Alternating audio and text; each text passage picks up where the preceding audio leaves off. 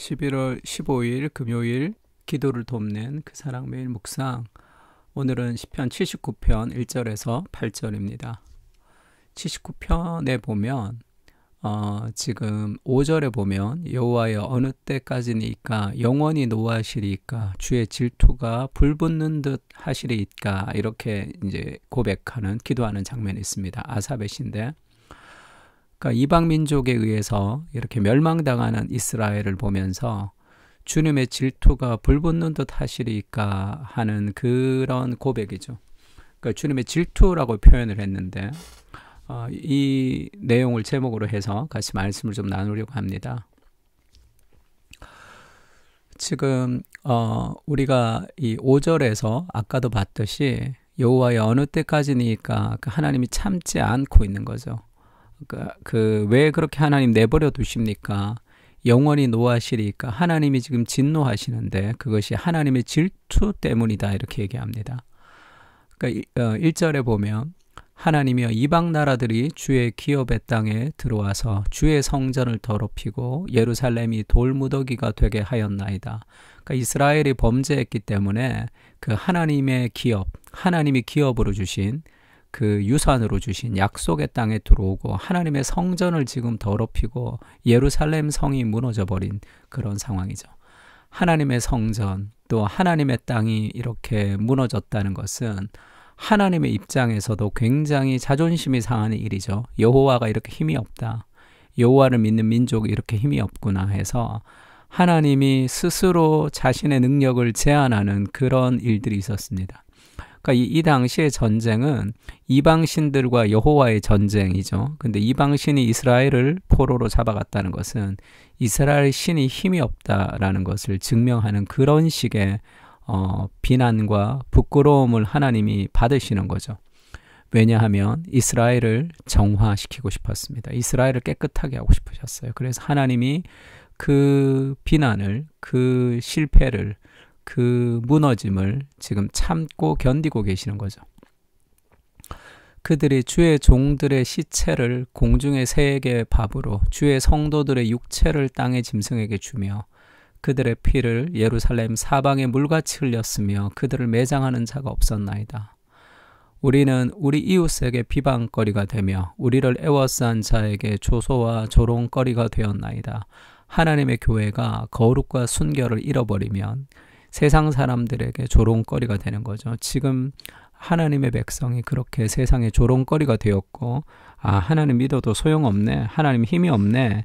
지금 그렇게 하나님의 이름 자체가 조롱거리가 되어버린 그 상황이지만 그 하나님은 그것을 금방 바꾸지 않습니다. 그것을 이제 이 시편의 기자가 왜 하나님 이렇게 우리에게 분노하셨습니까? 주님의 질투가 불붙듯 하시리까 할 때 질투라고 표현을 했는데 이것은 하나님의 백성을 사랑하는 사랑의 열정을 가리키는 겁니다. 그러니까 하나님을 사랑해야 되는데 이방 민족을 사랑했던 그 우상 숭배에 하나님이 질투하셨다. 그렇게 표현하기도 하고 근데 막 인간처럼 그렇게 질투했다기보다 그런 이스라엘을 향한 사랑의 어떤 열정을 지금 질투라고 표현했습니다. 그러니까 이것은 사랑의 한 표현 중에 나타나는 것인데, 그러니까 신인 동성론이다 이렇게 얘기했죠. 하나님을 인간의 성품으로 빗대어서 표현하는 문학적인 방식입니다. 그래서 지금 우리가 정말 사랑하는 사람을 힘들게 하거나 사랑하는 사람들이 고통을 당할 때 가지는 그런 분노를 지금 이 질투라고 하는 거예요. 자녀가 고통을 당하거나 자녀에게 내가 사랑하는 사람들에게 해를 끼치는 무언가가 있을 때 가지는 그런 분노를 얘기합니다.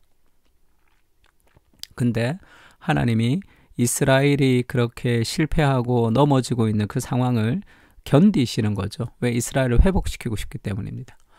그래서 고린도 후서에도 바울이 그렇게 해요. 내가 하나님의 열심으로 너희를 위하여 열심을 낸다 할 때 그것도 divine jealousy라고 그러죠. 그러니까 신적 질투 이런 느낌을 가집니다. 이 열정이라는 것이 약간 질투라고 하는 것은 막 화가 났다는 것이 아니라 인간을 향한 그 사랑의 열정을 그렇게 표현하고 있는 거예요.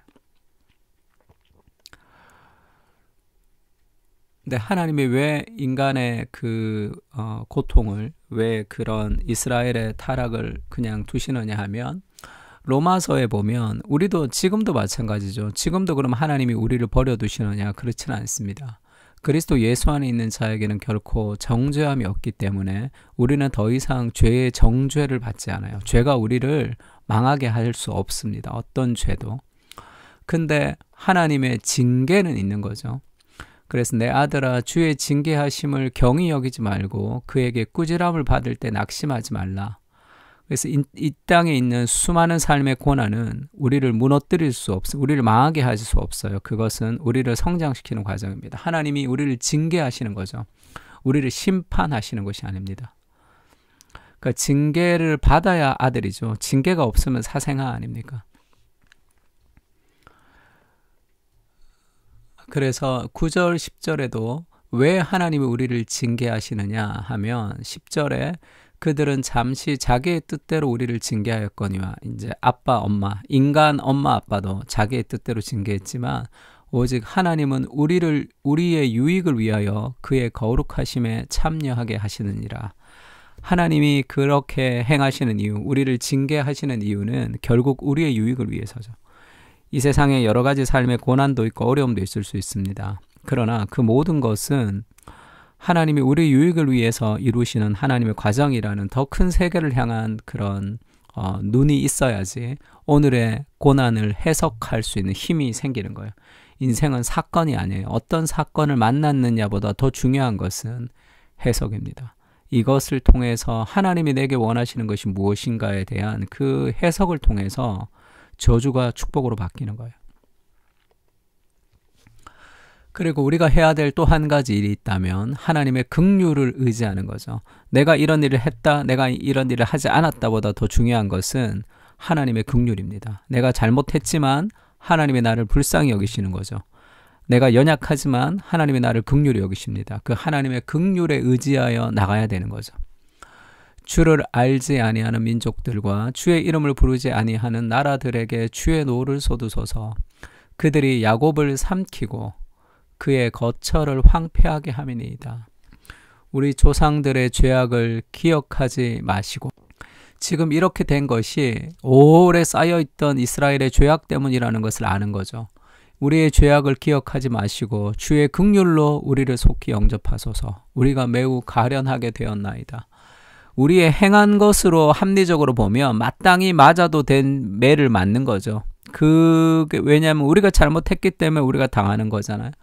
그럼에도 불구하고 하나님, 내가 잘못했으니까 당하겠습니다, 이렇게 기도할 수 있습니까? 우리가 하나님, 우리를 불쌍히 여겨주십시오. 우리를 긍휼히 여겨주십시오. 그렇게 하나님에게 매달려야 되는 거죠. 다윗이 범죄했을 때 하나님이 그 세 가지를 얘기하죠.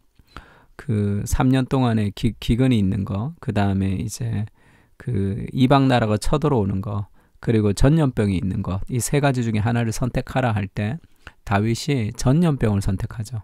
하나님의 손에, 우리가 잘못했다면 하나님의 손에 직접 맞겠다, 그게 전염병이라고 생각한 겁니다. 그때 하나님이 그것을 3일을 약속했지만 하루 하고 나서 그들을 용서하죠. 너무 힘들어서. 그래서 다윗이 오베데돔의 타작마당에서 제사를 드리면서 회복하는 장면이 있습니다. 우리에게 필요한 것은 하나님의 긍휼이죠. 하나님의 긍휼, 하나님 우리를 불쌍히 여기신다는데 그건 합리적이지 않습니다. 불쌍히 여긴다는 것은. 그것을 의지하는 거죠. 주님, 우리를 긍휼히 여겨주십시오. 연약합니다. 잘 못합니다. 그러나 우리의 죄악을 기억하지 마시고 우리를 불쌍히 여겨주십시오. 내가 너무 힘듭니다. 이렇게 기도하는 것이, 그것이 하나님의 품 안으로 들어가는 거죠. 아무리 잘못해도 아빠 품 안에 안기면 그것이 다 끝이 나는 거잖아요. 그런 정서가 좀 필요합니다. 이사야서 53장에 그런 말씀이 있죠. 예수님이 곤욕을 당하여 괴로울 때도 그의 입을 열지 아니하였다. 마치 도수장으로 끌려가는 어린 양과 털 깎는 자 앞에서 잠잠한 양같이 그의 입을 열지 아니하였다. 왜 그 고통 속에서도 십자가를 지면서도 예수님은 입을 열지 않았냐 하면 그것이 하나님의 더 크신 뜻이라는 것을 알았거든요. 10절에 이런 말씀이 있습니다. 여호와께서 그에게, 예수님이죠, 그는 여호와께서 예수님에게 상함을 받게 하시기를 원하셨다, 이런 표현이 있습니다. 자기 아들이 상하기를 원하는 사람이 어디 있습니까? 근데 우리를 구원하시기 위해서 그 길밖에 없다는 것을 아시고 하나님이 자기 아들이 고통을 받을 수 있도록 우리를 위해서 내어주셨고, 예수님은 하나님이 자기를 상하게 함으로 죄인들을 구원하고 싶어 하신다는 그 하나님의 원함을 예수님도 원하셨던 거죠. 그래서 자기 인생의 고난보다 더 크신 하나님의 뜻을 기억하면서 그 삶을 걸어가고 있습니다. 그래서 결국 여호와의 기뻐하시는 뜻을 성취하고 싶은 거죠. 우리가 고난을 당할 때 함께 아파하신 하나님, 그 고통을 참으시면서 나를 성숙시키시기를 기다리시는 하나님의 가슴 아픈 사랑을 기억합니다. 어려움이 닥칠 때마다 내게 왜 이러십니까? 라고 따지기보다 이 어려움 속에서 보여주시는 주님의 뜻이 무엇입니까? 라고 기도하게 하옵소서. 고난 속에서도 일하시는 하나님의 일하심을 신뢰합니다. 기도를 통해 주님의 뜻을 이루어 주십시오. 아멘. 우리 시편을 가지고 함께 기도하겠습니다.